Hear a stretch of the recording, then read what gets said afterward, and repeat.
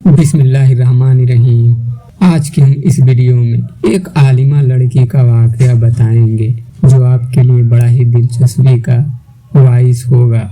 एक शख्स का रिश्ता एक आलिमा औरत से तय हुआ और उनसे शादी कर ली। बाद में उस औरत ने कहा हम शरीयत के मुताबिक जिंदगी बसर करेंगे। वह शख्स उस बात से बहुत खुश हुआ कि बाकी जिंदगी बीबी की बरकत से शरीयत के मुताबिक गुजरेगी। कुछ दिनों बाद बीबी ने कहा कि देखो, हम घर में शरीयत के मुताबिक जिंदगी गुजारने का अहद किया था और शरीयत में बीबी पर सास और ससुर की खिदमत वाजिब नहीं है और शरीयत के मुताबिक खाविंद को अपनी बीवी के लिए अलहदा घर का इंतजाम करना होता है, लिहाजा मेरे लिए अलहदा घर ले लो।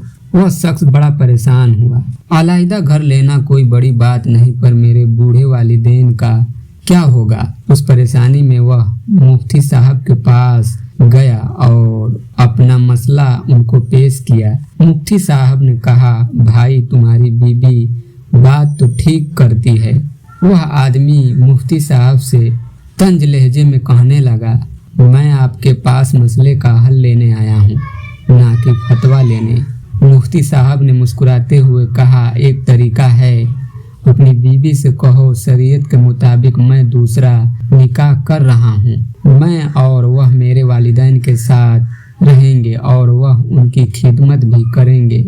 मैं तुम्हारे लिए अलहदा घर ले लेता हूँ, आप वहाँ रहना। उसने घर आकर अपनी बीवी से यह बात बताई तो वह छटपटा गई और बोली, दफा करो दूसरी शादी को, मैं इधर ही रहूंगी और आपके वालिदैन मेरे भी वालिदैन हैं और उनकी खिदमत भी करूंगी। हमें इस पूरे वाक़ये से सबक मिलता है कि हमें ज़िंदगी के कुछ पल मस्जिदों में बिताना चाहिए या अल्लाह वालों की महफिलों में भी गुजारना चाहिए और ज़्यादा से ज़्यादा कुरान की तिलावत करना चाहिए और कुरान को समझने की कोशिश करनी चाहिए।